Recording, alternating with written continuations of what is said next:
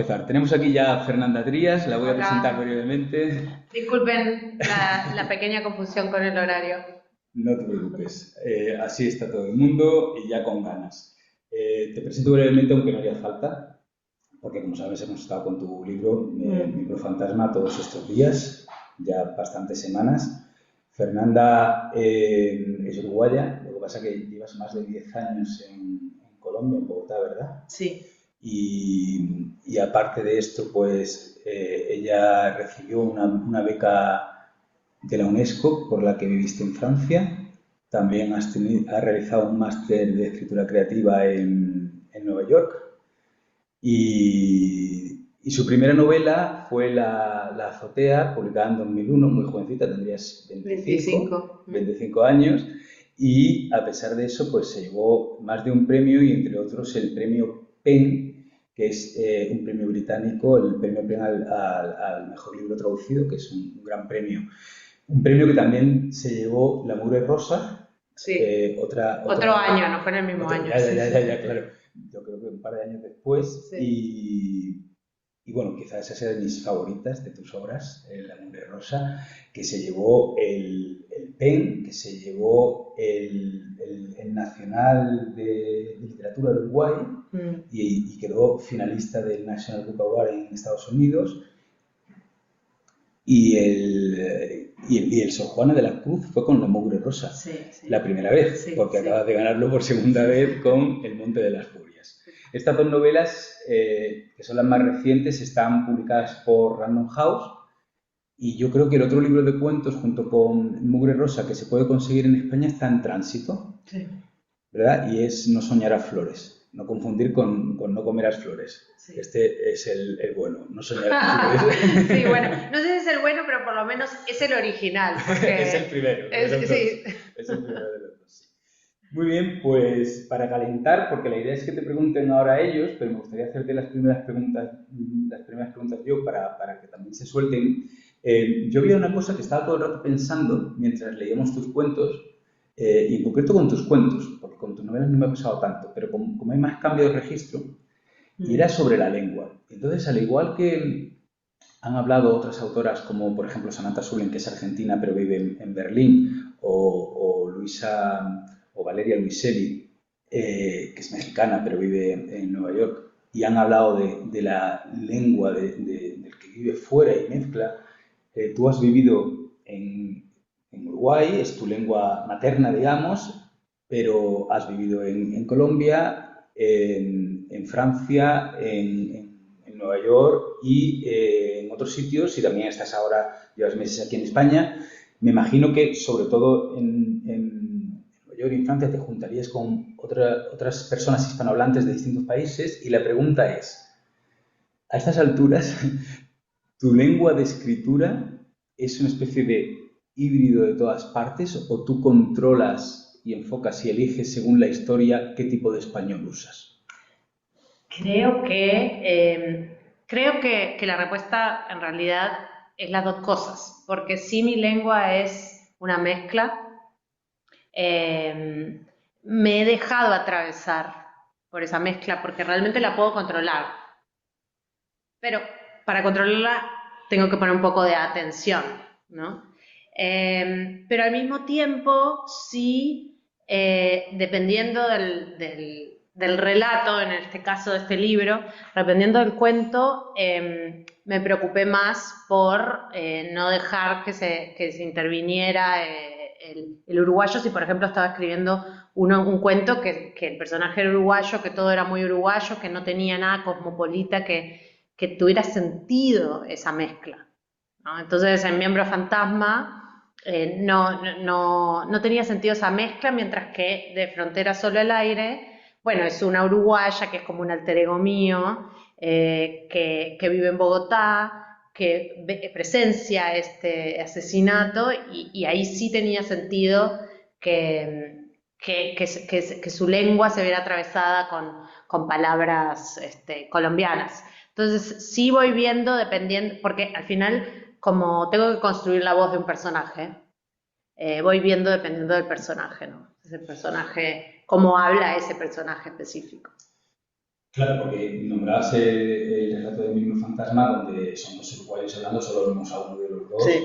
Y es muy uruguayo, aunque están fuera, pero están hablando del pasado, del país, Sí. de la historia del país. Y en otros casos se nota menos, se nota ese viaje. Yo, fíjate, con el primero, quizá lo notaba menos uruguayo que otros, porque a lo mejor era más intelectual que otros, el del personaje en construcción, ¿no? Entonces, no sé si era por eso, pero es verdad que luego, incluso los que no parecían tanto, cuando hablan entre sí, ahí sí que les sale el verbo conjugado. Sí, y luego aparecen, no sé, dulces, nos llama la atención los ojitos, que no sabemos lo que es. Ah, sí.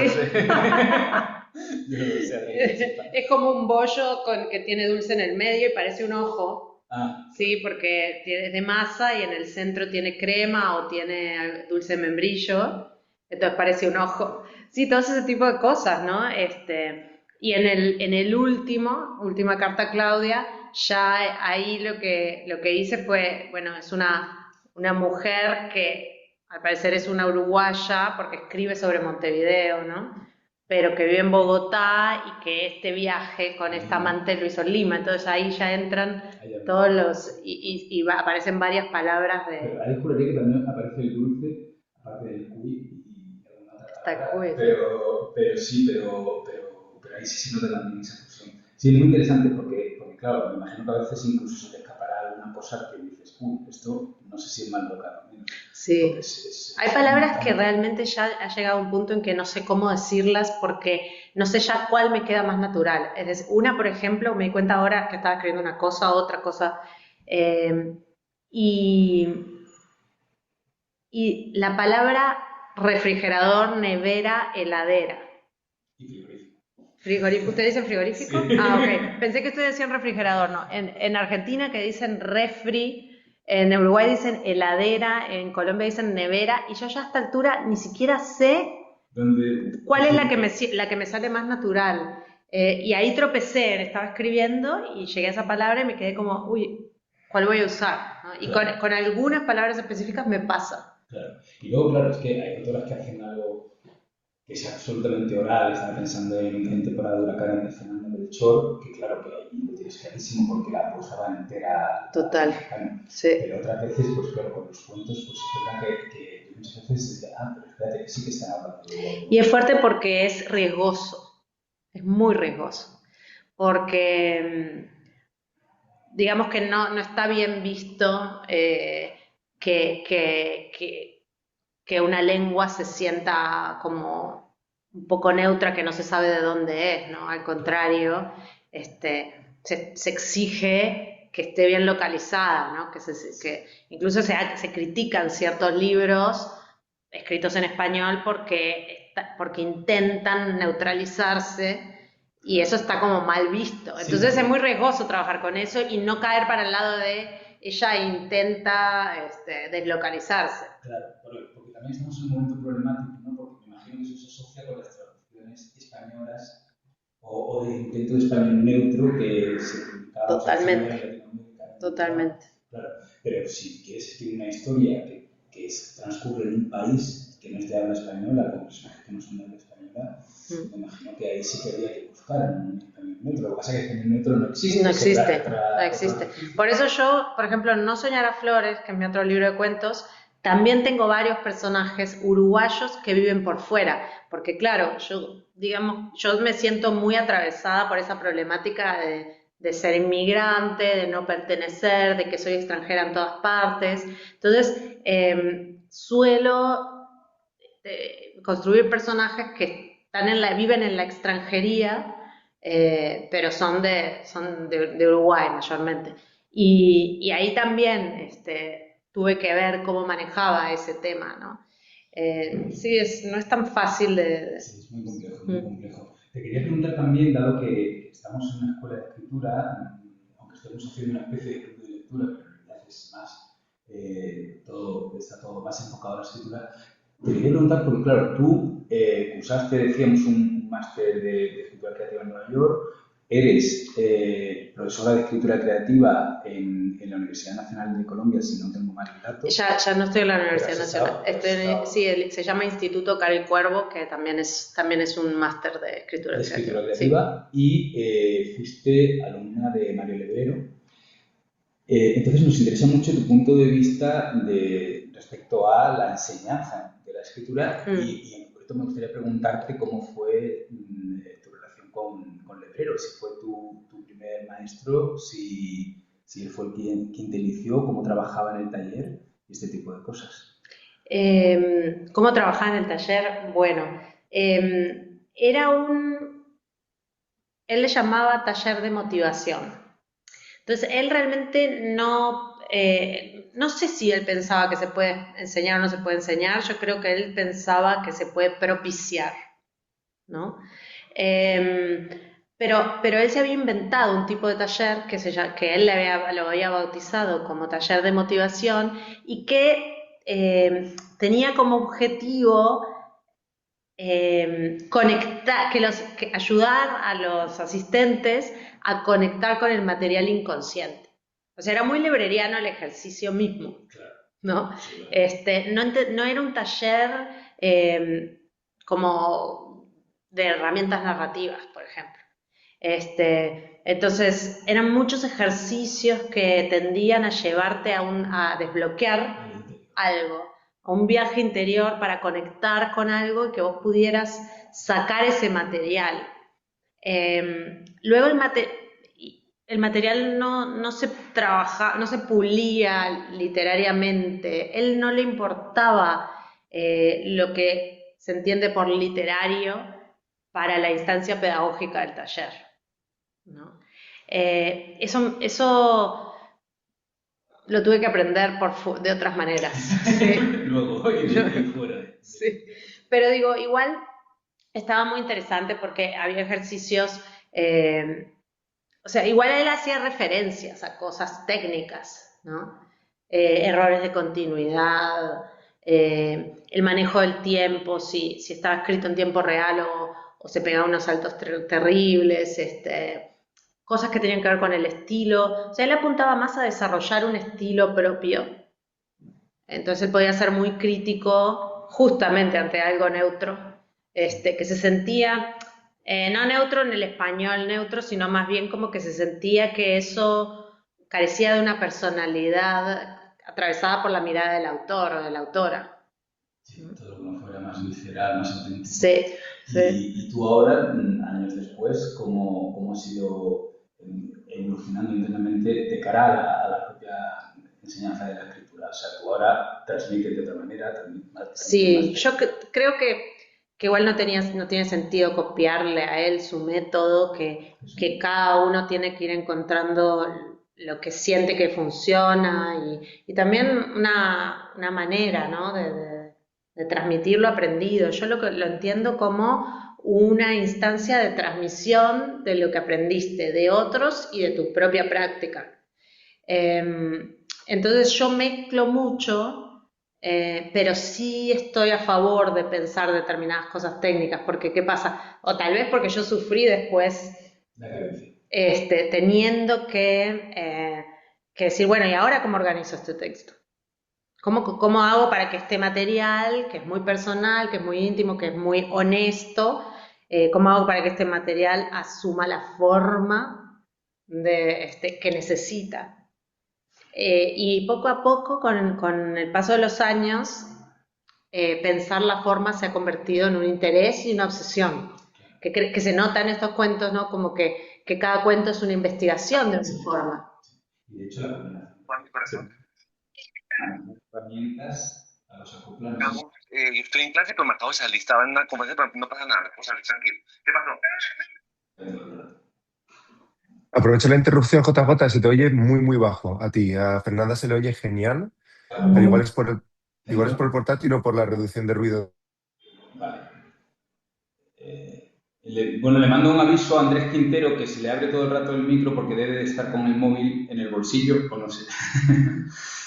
Bueno, entonces te decía que, claro, la combinación ideal sería poder tener un manejo y un control de las herramientas a la vez que conseguimos que eso no nos bloquee. Porque claro, el problema de saber mucho del texto es que te bloquea. Uy, sí. Pero si consigues, por un lado, abrir la mente con las técnicas que él usaba, ¿no? Sí. Probablemente, y soltar y sentirte libre y fluir, y a la vez saber cuáles son los cauces, los moldes y las herramientas, pero claro, es muy complejo, por eso normalmente tiran por un lado. Y es verdad que al taller del hebrero iban muchas personas bloqueadas. Personalmente buscadas. O que se sentían bloqueadas o que estaban muy tensas. Entonces a eso les ayudaba muchísimo. Claro. Pues siguiendo en esta línea, creo que es la última pregunta que voy a hacer para dejar ya paso a los compañeros, me reservaré alguna por si faltaran preguntas.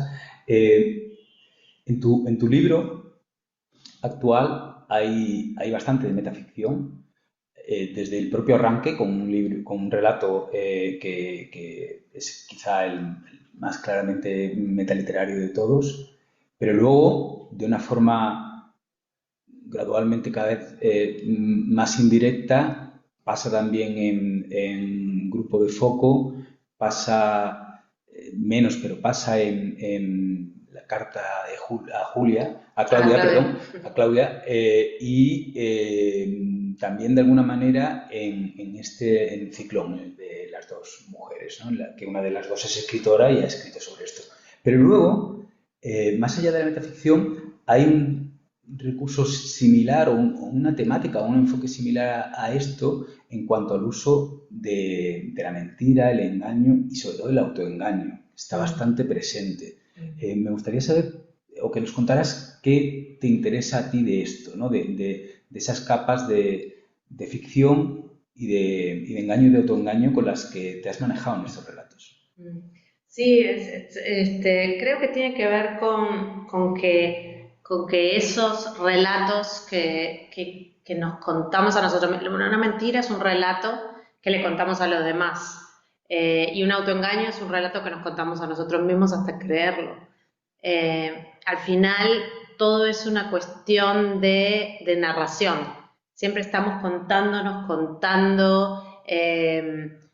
quienes escribimos contamos, y también narramos y también construimos relato y cómo se construye ese relato.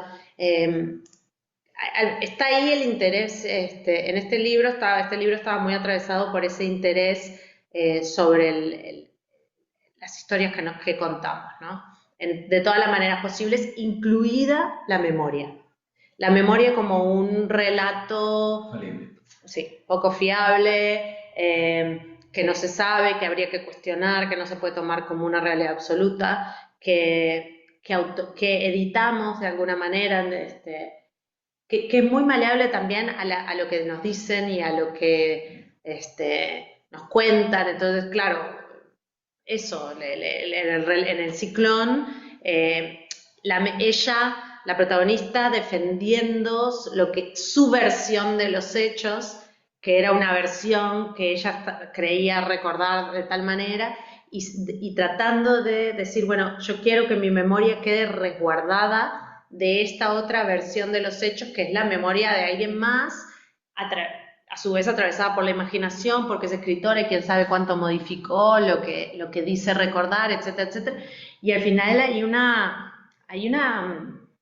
un no saber, sí, que a mí me interesa. Estaba recordando hoy, en una entrevista que me hicieron, yo estaba recordando que yo conozco una escritora que todos éramos amigos del máster, o sea que todos escribíamos, pero había dos compañeras que se hicieron muy, muy amigas, íntimas, o sea, estaban todo el tiempo para arriba y para abajo y se contaban todo. Y pasaron los años y rompieron la amistad. Y un día logré enterarme por qué habían roto la amistad. Y entonces una de ellas me dijo, la otra, que de hecho publicó una novela que le ha ido muy bien, ella me robó mis recuerdos. Yo le había contado una cantidad de cosas de mi infancia y ella las puso todas en su personaje. Y según ella me decía que eran unos recuerdos muy específicos, que no podían ser más que lo que ella le contó. Y entonces ella se sentía absolutamente traicionada por este robo, Claro, que ella sentía que ella era la única que tenía la potestad de decir, yo algún día contaré, yo algún día usaré mis recuerdos para escribirlos, pero alguien más se los usó. Y a mí me pareció eso tremendo y entré en pensar eso porque como todos somos escritores y tengo muchos amigos escritores y cualquiera de ellos podría estar usando el material que yo le cuento en cualquier momento y aparezco en una novela. Y eso también alimentó este cuento. Y tu amiga se sentía traicionada desde la amistad. Claro, el problema es que hay una amistad que se rompe por eso. Y tu personaje también, lo que pasa es que tu personaje también se siente muy invadido.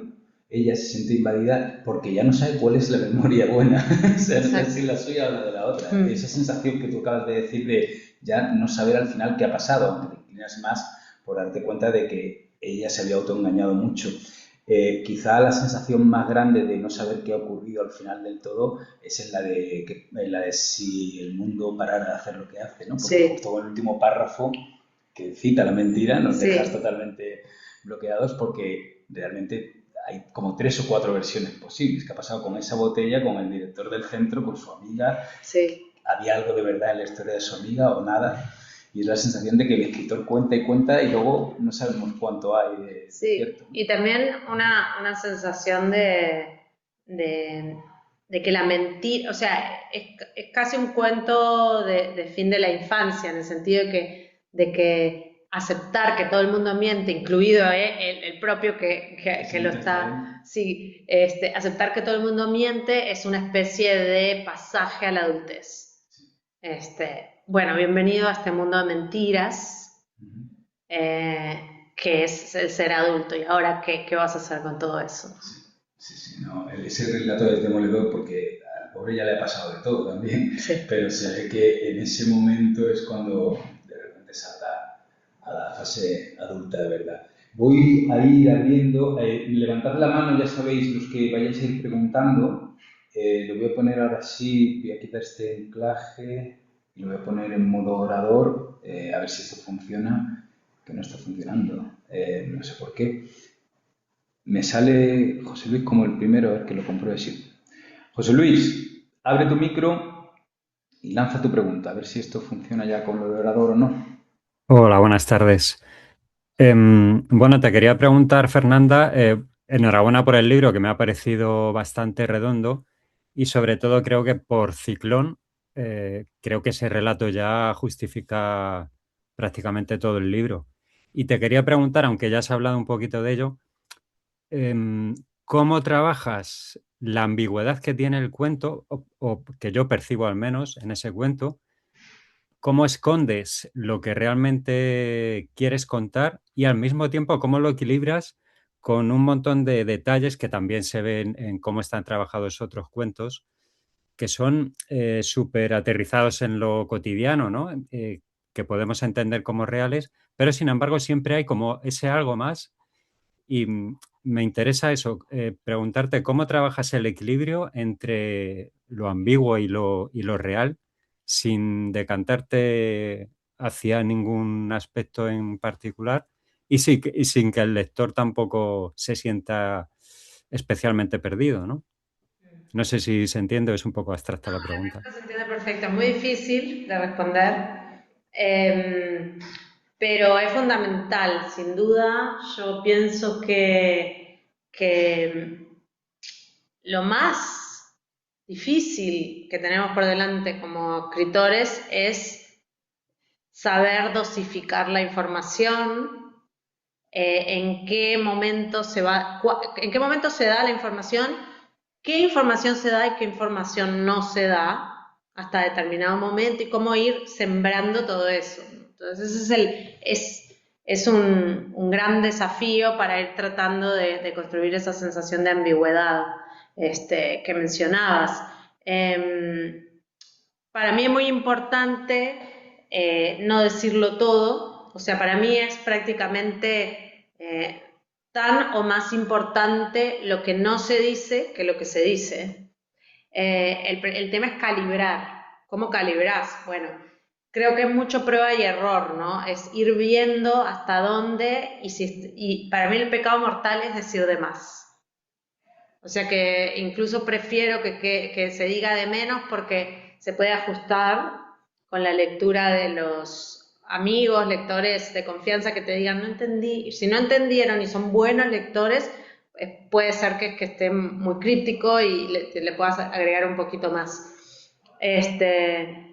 Pero claro, también todo eso que no se dice está muy íntimamente ligado a la elección del narrador. La elección del narrador va de la mano con lo que a ti te convenga o no te convenga como escritor revelar. Entonces, claro, si vas a elegir un narrador no confiable, te conviene porque este narrador no confiable te va a servir por esto y por esto. Si vas a elegir otro narrador, por ejemplo, un narrador testigo, bueno, me conviene el narrador testigo porque él, por ser un testigo, hay ciertas cosas que no sabe. Entonces no tiene cómo decirlas porque tiene un punto ciego también. Estoy pensando, por ejemplo, en el narrador de Los Adioses, de Onetti. Está muy bien pensado porque es un cuento largo, algunos le llaman novela breve, pero bueno, donde el que narra es el dueño del almacén, el que atiende en el almacén o en el bar, ¿no?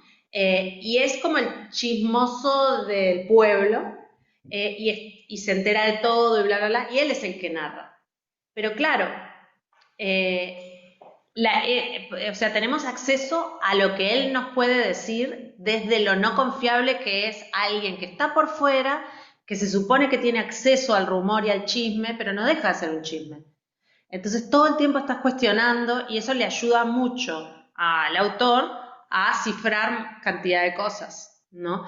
El narrador omnisciente, el narrador omnisciente, tal vez devela demasiado porque tendría que saber una cantidad de cosas que por ser omnisciente las sabe, y si te las omite te está engañando y eso el lector nunca lo perdona. Entonces de pronto en determinado relato, dependiendo de cómo lo tengas que trabajar, no te va a convenir el omnisciente por eso, porque te obligaría a revelar demasiado. Y así sucesivamente, creo que claro, ese trabajo de pensar lo que digo y lo que no digo va a también ir muy de la mano de una muy inteligente elección del narrador. Claro, pero fíjate que yo diría que tú lo haces incluso mejor, porque estando de acuerdo con todo lo que has dicho, por un lado, la dosificación de la información, pero eso nos dejaría solo en el relato, que como todo relato, con todo secreto te va dando las pistas, las contrapistas, y de alguna manera todo relato tiene una especie de estructura policíaca debajo, ¿no? En ese sentido, en ese striptease del secreto. Y luego, pues la elección del narrador, totalmente de acuerdo con todo lo que acabas de decir, pero yo creo que tú le añades otra cosa más, y es que cuando nos pegamos a tus personajes, ya sea en primera o con narradores eficientes, que has tenido muchos, ¿no? Que están muy pegados al personaje, tus personajes son tan falibles que son no confiables, aunque hablen de sí mismos. O sea, Sí. no ya porque sean testigos de Sino rumor, porque tienen puntos ciegos sobre sí mismos. claro. Sí. Entonces siempre te mueves en esa ambigüedad en la que nosotros no sabemos porque ellos no saben, y todo en el fondo es borroso y es sugerido, pero al final te quedas diciendo, no sé del todo cuál es la verdad. Sí, igual, y eso a mí me encanta, o sea, a mí me encanta pensar en de qué manera hay tanto que no vemos de nosotros mismos, ¿no? Lo que pasa es que ese trabajo con ese análisis minucioso de la interioridad del personaje, a mí me encanta, me encanta, me encanta. Y entonces yo también soy muy de hacerlo en la vida real pensando en el misterio de los otros. Si hay algo que realmente me atrae es el misterio que es el otro siempre es un misterio, ¿no? Te muestra una cara que generalmente es más simple porque además el otro siempre te muestra una cara que está mediada por su propio relato de sí mismo. Yo soy Fernanda, soy así, yo soy una persona, yo me invento quién soy, cómo creo ser, pero en realidad hay un montón de gamas de grises que veo o que oculto o bien que no veo. no quieres ver o que no ves Sí, en absoluto. ¿no? Y entonces yo paso mucho tiempo en mi vida tratando, elucubrando sobre eso que algunos llaman el misterio de la personalidad. Sí, y que es un material literario estupendo. Cristina, abre tu micro. Hola, bueno, pues gracias Fernanda por esta sesión que nos estás dando y me ha encantado el libro. Yo quería, me has respondido ya a una pregunta, porque te voy a preguntar sobre cómo haces para no contar de más. Y la siguiente, aprovecho, es que ¿por qué miembro fantasma? O sea, no solo el título, que también, sino a mí me ha sonado todo el libro un poco también como a esa cosa que no tienes porque ya no existe, pero que la sigues sintiendo como si fuera tuya. Eh, y a que en general, pues si Juan hablaba del autoengaño o de las mentiras y tal, a mí me sonaba pues a eso, como a pérdida, a dolor, a encuentro o no, una incertidumbre, hay como una búsqueda que a veces se acaba o no se acaba. Me gustaría saber por qué has elegido ese título y qué hay de eso en lo que querías transmitir consciente o inconscientemente en este libro. Sí, bueno, el título viene de esa idea organizadora. Yo tenía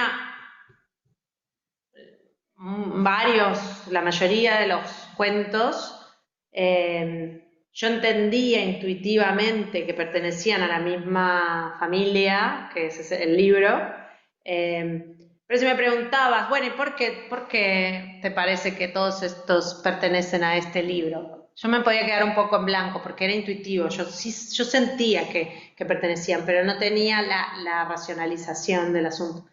Cuando doy con la expresión miembro fantasma porque aparece en el cuento, en el momento que habla de la madre, me detengo ahí y digo, o sea, eso aparece naturalmente. Cuando estoy escribiendo se me aparece, estoy metida en el flujo y sale esto del miembro fantasma y ahí digo, claro, pero en realidad, quieras o no, todos los personajes de estos cuentos tienen algún tipo de miembro fantasma, entendido como algo que sigue latiendo, algún tipo de ausencia, y no siempre es ausencia, a veces son otros dolores, otras pérdidas, otras cosas con las que cargan, que a pesar de que ya no están, siguen generando sensaciones de dolor o de algún tipo, ¿no? Entonces, cuando pienso en la fuerza que tiene todo eso que late, pero que no está ahí o que no es visible, ¿no? Digo, pero todos tenemos miembros fantasmas en realidad. Y eso fue la idea que me organizó y que me permitió decir, es eso lo que yo sentía que tenían en común, ¿no? Y entonces el título pasó a ser ese por ese motivo, ¿no? Como no fui obsesivamente diciendo, ¿cuál es el miembro fantasma de este? ¿Cuál es el miembro fantasma de este? No, o sea, es maleable, ¿no? Es simbólico, es amplio, pero lo interesante es que cuando doy con el título, se me aparecen nuevos cuentos. O sea, fue loquísimo porque los últimos que escribí vinieron de la mano de haber entendido el concepto con el que estaba trabajando. Claro, porque a partir de una unidad de repente te das cuenta de que pues, a lo mejor falta algo por aquí, por allá, y tu cabeza empieza a... Claro, y ya podés apuntar con más conciencia, digamos. Muy bien. León. Bueno, Fernanda, muchísimas gracias. El libro, pues enhorabuena por él, pero me quedo también con Ciclón, como dijo antes José Luis, porque me voló la cabeza ese relato. Del libro, además, me ha apuntado de las frases que tienes que son memorables, la de todos somos creaciones en la imaginación de alguien más, y justo enlaza con esto que habéis hablado ahora en la pregunta anterior, porque la pregunta que iba a hacerte enlaza también con algo que acabas de decir, que me lo he apuntado. Yo me invento quién soy. Y me parece maravilloso porque lo pienso mucho últimamente Y siempre me entra la duda de toda esta moda que hay ahora de la autoficción. Me gustaría saber qué opinas entre escribir autoficción o escribir ficción en contraposición, o al menos yo creo que en contraposición al revés, porque para mí la autoficción también es ficción, pero sí que me gustaría entender qué opinas tú de eso. Un poco lo del tema del basado en hechos reales y todo eso, que como Sí, que sí, es basado para en hechos vender, pero... reales. Bueno, la pregunta es ¿por qué nos obsesiona que algo esté basado en hechos reales cuando en realidad sabemos que qué es la realidad? O sea, cuando todos tenemos que saber que hay versiones de la realidad, que la realidad es inestable, que bla, bla, bla, aún así, si alguien nos dice que esta novela, que este libro, perdón, es lo que le ocurrió a la autora, ya nos parece más interesante que si te dice esto se lo imaginó la autora. ¿Por qué? ¿Por qué? ¿Por qué? Eso es algo que yo digo, ¿por qué? Sí, tiene que venir de, no sé, de algo que nos constituye como humanos o incluso de una época, no sé. Eso es una pregunta que yo me hago y les hago. Entonces, ¿qué pasa? Tal cual, yo escribí una novela breve de autoficción, que al principio yo llamé autoficción y ahora ya ni sé cómo llamarle, que se llama La ciudad invencible. Es lo único que escribí utilizando mi propia vida. Y en el proceso fue un ejercicio interesante, no es algo que me interese particularmente hacer, pero fue interesante porque en el proceso me di cuenta que todo es ficción. Excepto tal vez si hago un verdadero pacto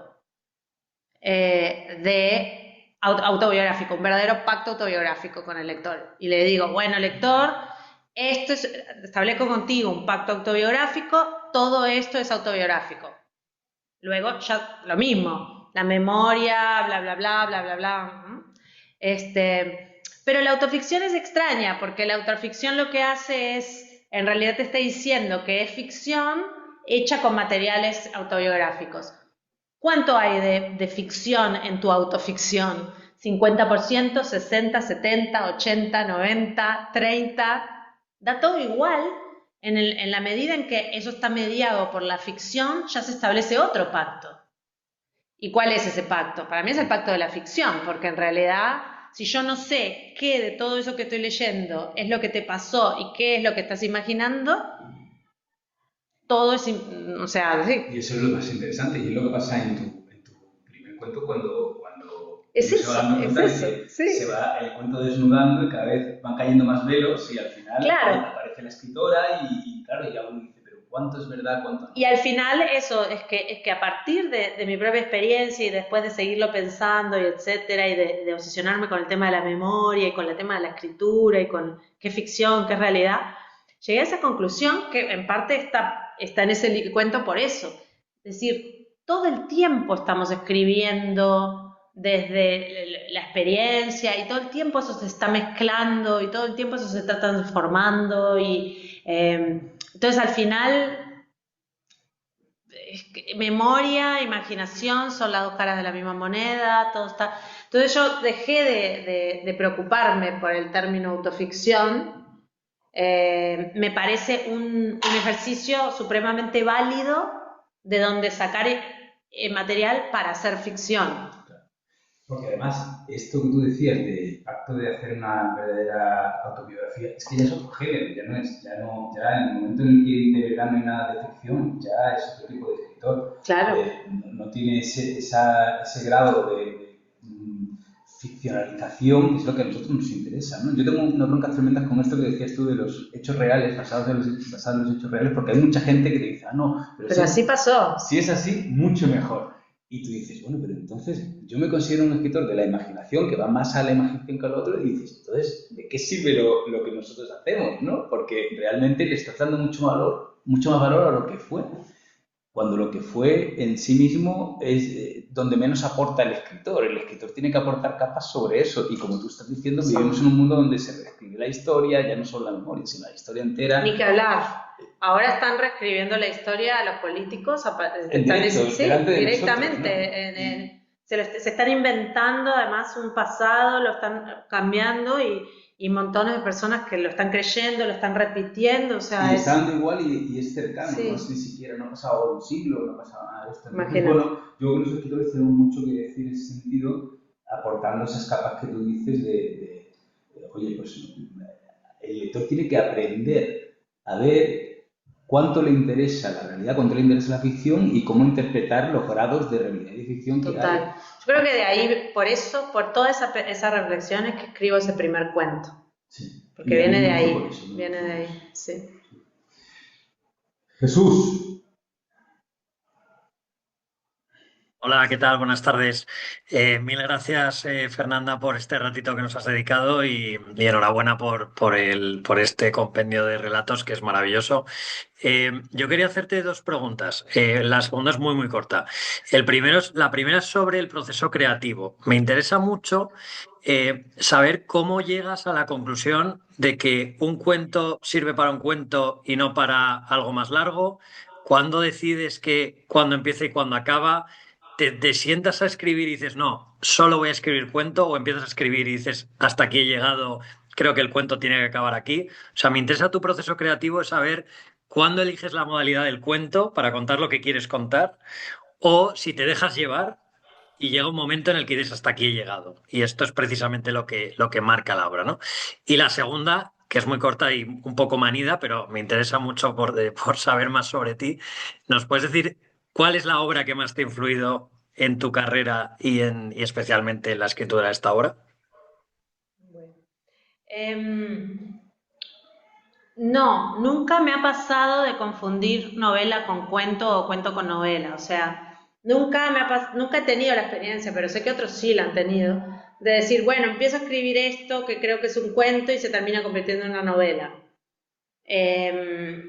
Porque mi proceso es más como que tengo la sensación de que cuando llega la imagen, ya viene con una forma preexistente, ya me muestra su forma un poco, hay que seguirle trabajando, pero cuando se me aparece una idea para un cuento, yo inmediatamente digo, eso es un cuento. Y cuando se me aparece una idea para una novela, digo, esto podría llegar a ser una novela. Pero es una diferencia muy grande porque cuando yo digo, esto es un cuento, yo ya lo vi y ya tengo fe de que de que ese cuento lo voy a poder escribir. Me va a salir mejor o peor, digamos, ¿no? Pero en realidad lo vi. Mientras que en la novela no tengo certeza absoluta de que voy a lograr llevar a término todo eso porque es mucho más lo que no veo. En la novela veo una puntita y todo una negrura. Y en el cuento no, el cuento lo veo mucho más. Entonces, claro, ya te da otra certeza. Y cuando lo veo, el cuento en general me da... Lo que veo es como algo un poco esquemático, le falta un montón de carne, un montón de vida, un montón de capas de complejidad, pero más o menos ya me di cuenta a dónde empieza y hacia dónde apunta. Entonces, siempre la imagen inicial la tengo. Por ejemplo, el Ciclón, yo sabía que empezaba con la llamada telefónica que le decían que esta amiga la quería ver. En Intimidad Irreemplazable yo sabía que empezaba con ese momento en que la mujer, los niños se van y ella siente un alivio brutal y se toma el primer whisky. Y así, ¿no? Como que ya tengo esa idea inicial y más o menos sé a dónde quiero llegar. Y entonces, sí, por supuesto hay muchísimo trabajo y meses y mucho tiempo para construir todo lo demás. Pero eso, entonces, ¿y cómo sé el final? Bueno, a mí me gusta terminar un paso antes de lo obvio, del desenlace que todo el mundo está esperando. Ejemplo, un paso antes del momento en que ella entra al cuarto de la amiga, un paso antes de saber si el nido se cayó o no se cayó, un paso antes de, etcétera, ¿no? O sea, siempre un paso antes, y que eso quede como una cosa suspendida, ¿no? Que en realidad ella es casi obvia. Si la escribiera sería redundante. Yo prefiero que el lector se imagine ese encuentro o eso que queda ahí. Es como 3 puntos suspensivos. Ya te llevó hasta donde te tiene que llevar y ahí te suelta y tu imaginación hace el resto. Y a mí me gusta mucho tu final por eso, porque se quedan en ese paso antes, ¿no? Que a lo mejor no es para todos los lectores, pero que sí es para la mayoría de los lectores actuales, ¿no? Los más contemporáneos, que no buscan lo obvio. ¿No te pasa que con el relato, con la idea de relato, ves que necesitas unos pasos para resolverlo? Cuatro escenas, 3. Y con la novela lo que ves es que hay una idea potente, pero que lo que necesita es desarrollo, ¿no? Porque, Sí. claro, es eso un poco también, ¿no? Porque al final dices, vale, esto, la novela, no sé dónde me va a llevar ni cómo lo voy a resolver, que es lo que tú Sí. decías, pero porque en realidad es una idea para trabajar cosas, ¿no? Total. Sí, o sea, la idea con la novela, la sensación es de tener es una idea potente, pero de ahí a desarrollar una idea potente, lo que se necesita es muchas cosas que hay que lograr y sostener. Ahora, el cuento hace eso, pero también el cuento, no estoy comparando niveles de dificultad, creo que son diferentes los desafíos, ¿no? Porque también el cuento se te puede desmoronar muy fácil. Es eso, ese cálculo entre decir de más, ya se te desmoronó. Claro, es que hacer un buen cuento, vale, pero hacer un cuento de los realmente imperecederos, eso está al alcance de muy pocos. Sí. Hacer los mayores cuentos. Te preguntaba también, Jesús, por la obra que más te había... No, sabes que no tengo una porque hay diversos libros y autores que me han marcado en distintas etapas. Y cada etapa es fundacional de algún modo. O sea, cada etapa marca algún giro. No sé, por decir algo, pero no, justamente no es el primero, pero lo tengo fresco porque es de los últimos. A mí me impactó muchísimo El Gran Cuaderno de Agatha Christoph, que se publicó acá como Klaus y Lucas. Antes estaba como El Gran Cuaderno, pero ahora ya libro de la serie de la... Sí, que son 3. Sí. A mí ese libro yo siento como que me marcó. Y marcó un tono para una cosa que quería escribir, que venía después, que fue El Monte de las Furias, por ejemplo. Juan José Saer es otro escritor que es ese momento que decís, hay un antes y un después. Porque yo nunca había sentido... o sea, Juan José Saer, toda su obra es maravillosa y es súper experimental. Entonces te ayuda mucho también a pensar formas, estructuras, porque todo el tiempo está siendo muy experimental. Pero en El Limonero Real, la novela El Limonero Real, es una novela llevada a la exasperación de la lentitud. Pero yo nunca había sentido tanta sensación física que las palabras pudieran construir tal nivel de atmósfera que yo creyera estar sintiendo físicamente lo que estaba leyendo. Entonces, es un lenguaje muy complejo, como escribe, ¿no? Pero, por ejemplo, creo que sí que me marcó en decir, bueno, mira estas frases, o sea, puedo ir un poco más allá para tratar de llevar más allá, empujar más el lenguaje, y cada etapa está marcada por algo de esto, ¿no? El enamoramiento del cuento es una etapa que estuvo marcada por ciertos escritores, para mí, de la tradición anglosajona. Porque yo ya había leído cuentos de Borges, de Cortázar, de un montón de autores latinoamericanos, pero a mí no me voló la cabeza nada hasta que no leí Cheever, Salinger, Flannery O'Connor, que me voló la cabeza Flannery O'Connor, Carson McCullers, Catherine Mansfield, después Alice Munro, más contemporánea, pero es impresionante lo que hace con los cuentos, o sea, esa sensación de que podías condensar una vida en 10 páginas, en 15 páginas, ¿no? Fíjate que se nota en tus cuentos, ¿eh? Yo lo pensaba mientras lo leíamos, porque pese a que hay una capa latinoamericana por encima con el lenguaje, pero también con muchas temáticas que aparecen, Claro. Por debajo, en el trabajo de la psicología de los personajes, de los diálogos, se ve perfectamente eso. Hablabas del Gran Cuaderno, aquí lo hemos leído con algunos grupos, y fíjate que Sara Mesa, que estuvo aquí con nosotros, sintió lo mismo cuando leyó el Gran Cuaderno, y de ahí salió una novela suya que se llama 4x4, y un poco lo que te pasó a ti. Y hablaba yo antes de Fernanda Melchor, y ella, para temporada de huracanes, se había leído El otoño del patriarca, y es de donde surge también esto, ¿no? Es esa novela. O sea que yo creo que es un fenómeno que nos ocurre a todos, ¿no? Y yo creo que es muy sano, ¿no? Porque no es ese bloqueo que da la envidia, ¿no? Sino todo lo contrario, es la admiración, ¿no? Sí, yo estoy deseando encontrar el próximo libro que me genere tal admiración que lo quiera copiar y ahí me salga un libro. Claro, eso es maravilloso. No sé si pasa menos con los años, pero es maravilloso. Juncal. Gracias, Juan. Fernanda, muchas gracias por este ratito y por todos tus libros que a mí todos ellos me han regalado cosas.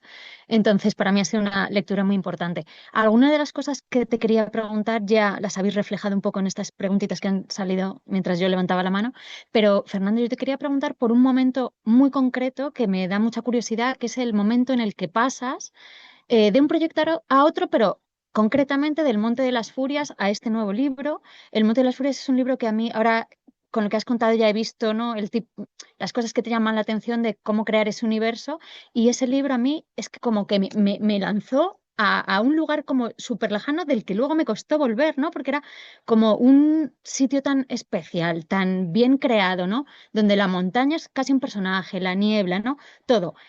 Pues un poco me interesaba conocer cómo tú, desde ese lugar, que me imagino que habiéndolo escrito estabas igual todavía más metida en ese mundo, seguro, caminas, ¿no? Y haces ese recorrido hasta tu próximo proyecto o este libro de relatos en concreto ahora, que tiene una estructura diferente, un planteamiento diferente, una técnica diferente, porque es relato breve y no es novela, y donde he visto como historias súper condensadas, ¿no? Donde cada frase, por muy corta que fuese, tenía significado, con lo cual, ¿no? Exigía mucha atención y mucha profundidad leerlo. Entonces, un poco cómo es el paso, en tu caso, de un proyecto de este tipo, como el Monte de las Furias, a este nuevo. Mira, es raro, gracias por la pregunta, porque el libro yo no, o sea, no lo escribí de una sola vez, tuvo ciclos. Entonces, yo en 2020, en la pandemia, me puse a escribir cuentos. Varios de estos cuentos los escribí en 2020 porque me había nacido la idea y estaba terminando Mugre Rosa, entonces no había podido escribirlos. Y entonces, en cuanto entrego Mugre Rosa, que fue a finales de 2019, digo, bueno, primero descanso porque estaba muy cansada, y luego cuando estábamos llegando a marzo, digo, voy a agarrar esas ideas que no había podido escribir y me voy a sentar y las voy a escribir. Bueno, ahí empieza toda la pandemia, bla, bla, bla, y estoy encerrada, y como estoy encerrada digo, perfecto, ¿qué voy a hacer? Escribir esos cuentos. Y yo tenía las ideas, y ahí escribí Ciclón, ahí escribí Intimidad Irreemplazable, no sé, pero un montón de los cuentos los escribí en varios meses de 2020. Y en determinado momento dije, los voy a dejar descansar, estos borradores, y los puse, empecé a formar una carpeta con los cuentos, algunos que ya tenía y estos nuevos, y ya empezó la idea a macerarse de que acá había un libro de cuentos. Pero entonces digo, los voy a dejar descansar. ¿Qué hago mientras? Sigo encerrada. Estaba mirando la montaña en el encierro, dije, y ahí aparece la historia del Monte de las Furias, y me pongo a escribir el Monte de las Furias. Entonces quedaron ellos descansando y me metí con todo a escribir la novela, y en determinado momento emergí de la novela y dije, voy a dejar descansar la novela. ¿Qué hago mientras? Agarro aquellos cuentos de 2020. Y eso fue en 2023. Y entonces en 2023 agarro la carpeta y empiezo a retrabajarlos. Ahí es cuando doy con Miembro Fantasma y cuando se me ocurren los nuevos, que ya les conté, si el mundo parara de hacer lo que hace, en el 2023, ahora no me acuerdo, el de Frontera Solo el Aire, que ya había pasado la pandemia. Entonces, fueron ciclos que se iban intercalando con la escritura de la novela. Por eso me pasó que terminé la novela y el libro de cuentos al mismo tiempo. Y ahí eso nunca me había pasado, de tener 2 libros terminados al mismo tiempo y que no los pudiera publicar al mismo tiempo. Este Miembro Fantasma se publica ahora porque hubo que esperar a que la novela se publicara, pasara un año, no sé qué, pero en realidad ambos los envié a editores en el mismo momento, que fue a finales de 2023, tanto la novela como Miembro Fantasma los envié a finales de 2023. Y eso a pesar de que, como te comentaba Juncal, pues son 2 registros distintos Sí. y de forma de trabajar diferente. Sí, es como si yo siento que la forma del cuento me lleva a otro lugar. Son cuentos más, me lleva a lo urbano, me lleva también a un imaginario mucho más montevideano. No sé, es como si fueran 2 compartimentos separados, es raro eso. Sí, pero yo también lo he experimentado, el cambio de género a veces ayuda cuando tienes una parte de la mente muy cansada y dices, con esto ya no puedo, llevo con una novela no sé cuánto tiempo, son no sé cuántas páginas y de repente cambias a otro género totalmente diferente, Sí. a microrelato de ensayo, a lo que sea, y estás descansado en esa parte, en esa área. Sí. Sí, lo usé así de esa manera, mientras que una cosa descansaba, dejaba el texto, yo creo 100% en dejar encajonar el manuscrito y dejarlo un tiempo largo, pero tiene que ser largo porque si lo dejas un mes no te da el tiempo de olvidarte. Te tienes que haber olvidado, porque al olvidarte de verdad es que cuando lo vuelvo a leer me saltan todos los problemas. Si no me olvidé, no me van a saltar los problemas. Y en la sensación del descanso y alternar géneros me descansa mucho, eso sin duda. ¿Quién más se anima a preguntar? Que soy muchos y sé que había más, seguro que hay más preguntas por ahí. Yo no estoy viendo más manos, no sé si me escapa alguien. ¿No? Si nadie se anima, tengo yo otra. Voy a ir yo. Te quería preguntar, porque aquí en el taller nos interesa mucho cómo ir trabajando las capas que conforman los relatos y las novelas, ¿no? En este caso sirve para ambas cosas, ¿no? Esas capas que van dando textura, van enriqueciendo y componen un texto más complejo y por lo tanto menos plano, ¿no? Que es lo contrario. Tú, en la mayoría de tus cuentos de este libro, vas alternando a veces distintas líneas temporales, otras veces distintos hilos temáticos que se van como cruzando y se van además sumando. O sea que si empiezas con 2, luego hay un tercero, luego hay un cuarto y se va todo cruzando. Y eso, además de una metáfora de situación y de lo simbólico que también funciona como otra capa más, ¿no? Cuéntanos cómo trabajas tú esto de ir tejiendo el texto para hacerlo cada vez más tupido y que no se vea. Sí, mi sensación es estar poniendo capa sobre capa sobre capa. Pero cada capa es una versión más del texto, o sea, del cuento. Primero, escribir a como dé lugar la idea completa, el borrador completo, para tener el esqueleto completo. Pero ese primer borrador, esqueleto completo, es justamente el esqueleto, es lo que sostiene, es lo que le da estructura, pero le falta muchísimo a ese esquelético. Entonces, después vuelvo a empezar, y cuando vuelvo a empezar le agrego otra capa. Después vuelvo a empezar, le agrego otra capa, y después vuelvo, y entonces son muchas pasadas, una sensación de ir por muchas pasadas. Y es un proceso de Por un lado, como trabajo mucho con cuentos de personaje, por un lado es yo misma ir entendiendo el personaje. En cada pasada lo entiendo un poco más. Y en la medida en que lo entiendo un poco más, le puedo agregar otra capa de complejidad.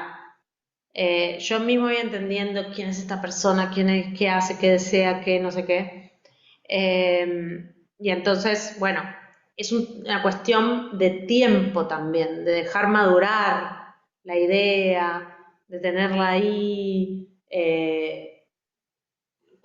Vos vivís tu vida, lees cosas y te parece que todo te está hablando de ese texto, ¿no? O sea, cada cosita te puede alimentar, pero entonces es una cuestión de que el tiempo también haga lo suyo y te siga generando. Y dedicarle tú también más parte del tiempo, porque al final es también reescritura y corrección. Porque yo noto mucho cuando los compañeros llevan menos tiempo, tienden a querer que les salga el relato de un tirón, ¿no? En un solo momento de escritura. Y según van pasando los años, la gente que ya se lo va tomando más en serio y que lleva más tiempo en la escuela, ya entiende lo que tú acabas de decir, ¿no? Que en realidad tú lo escribes y eso es un borrador. Y luego tienes que volver y volver y siempre sale algo. Sí, por eso pasa que no los puedes apresurar. En la medida en que tú apresuras el cuento, es obvio que te va a quedar más esquelético que como podría haber quedado, porque ese engordamiento requiere tiempo.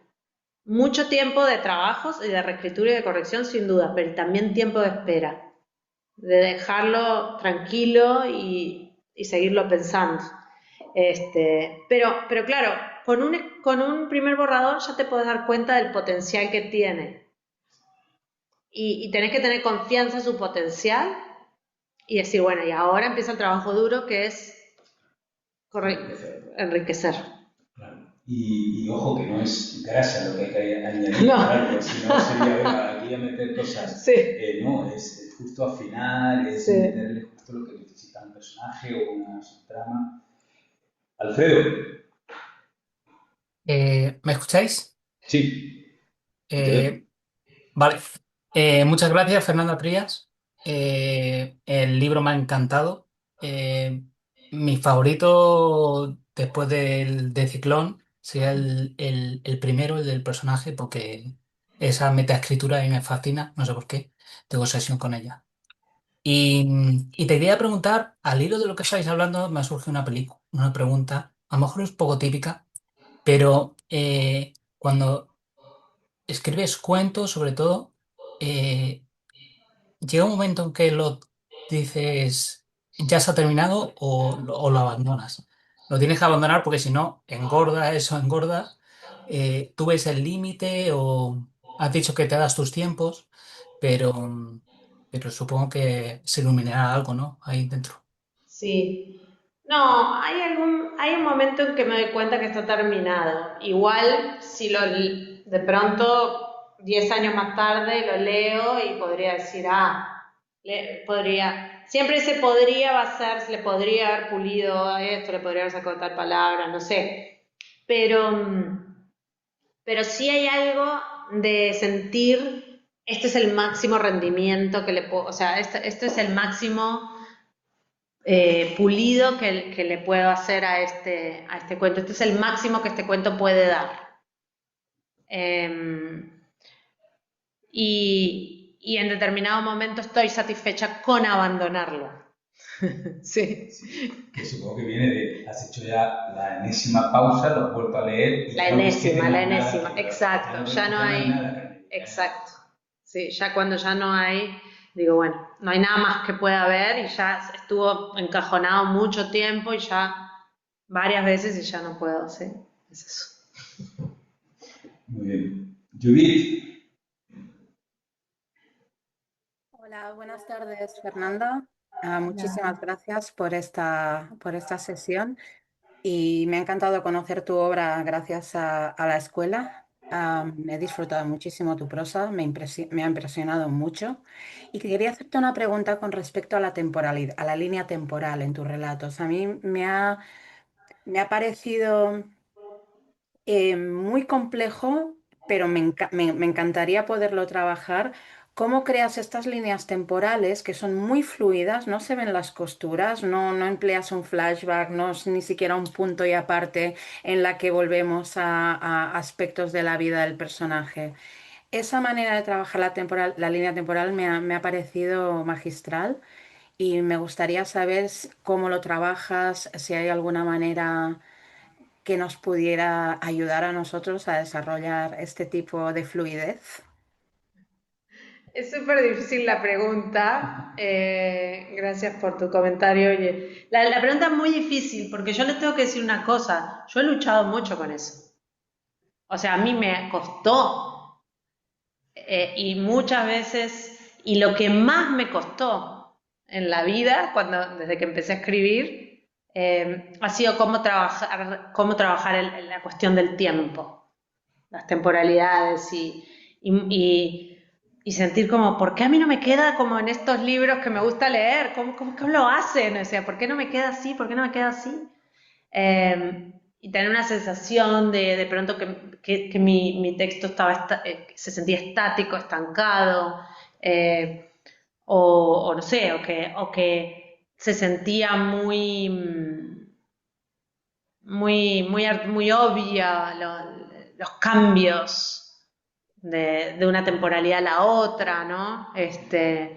Y eso fue cuestión de práctica, de muchas, más de 10.000 horas de práctica, y de ir viendo cómo otros lo hacían, bla, bla, bla. Y creo que poco a poco me fui sintiendo tal cual, como si hicieras un deporte que poco a poco tu cuerpo lo hace, ¿no? Entonces, la verdad no lo sé mucho. Yo le digo mucho de pronto a mis estudiantes, siento que me repito a veces cuando les digo, porque es algo que evidentemente un error que ellos repiten, ellos marcan mucho cuándo voy a pasar al recuerdo. Y entonces señalan demasiado. Y es recuerdo que no tenés que decir que... Si yo estoy recordando, no digo recuerdo que. Directamente paso al recuerdo y estoy recordando. Y el lector ve que es un recuerdo. No tengo que decirle que es un recuerdo o recuerdo que, pienso que... Entonces estas cosas que introducen. Y entonces creo que una cosa que da mucha fluidez es no tener estas palabras o conectores o cosas que señalan demasiado y ahora pasamos a esto y ahora hacerlo más, sí, más maleable, más maleable entre una cosa y la otra, más fluida. Porque de hecho, claro, flashbacks sí que hay, Sí hay, pasa que no se claro. ven, porque no se ven las costuras. Yo entiendo que cuando uno está empezando a manejar este desorden temporal, cuando está empezando a escribir y se da cuenta de que la linealidad cronológica es aburrida y empieza a desordenar, pues lo tiene que acotar para verlo él mismo o ella misma, ¿no? Pero efectivamente es justo lo que acaba de decir Fernanda, voy a ir eliminando las cosas más obvias del tipo y miró aquello y se acordó del objeto de su infancia. Bueno, espérate, si eso ya lo has puesto, puedes ponerlo en una primera versión, pero si eso ya se va a entender por la lógica narrativa, a lo mejor lo puedes quitar y no pasa nada. Claro. Y siempre que lo quitemos, si no pase nada, estará mejor. Exacto.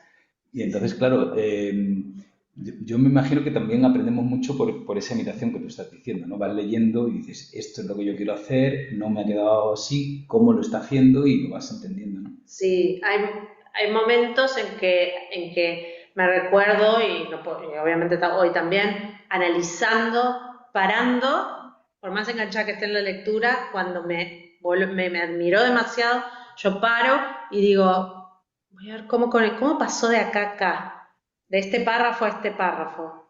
Y vuelvo y releo y digo, mira, va de acá a acá, va de acá a acá, va de acá a acá, y lo disecciono un poco. Claro, no lo memorizo porque no lo puedo memorizar, pero siento que el detenerme, el diseccionarlo un poco, hace que eso se vaya grabando poco a poco y luego te sale más natural. Sí.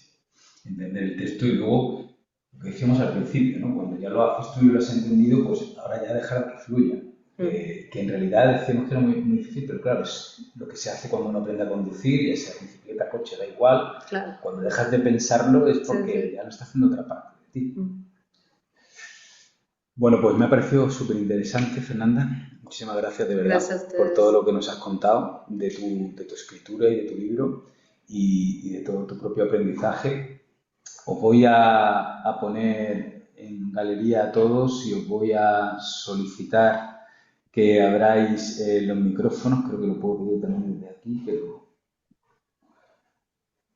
Abrid, por favor, los micrófonos. Y si alguien tiene la cámara cerrada, que también la encienda si quiere, se va a cortar un poco. Y le vamos a dar un aplauso a Fernanda.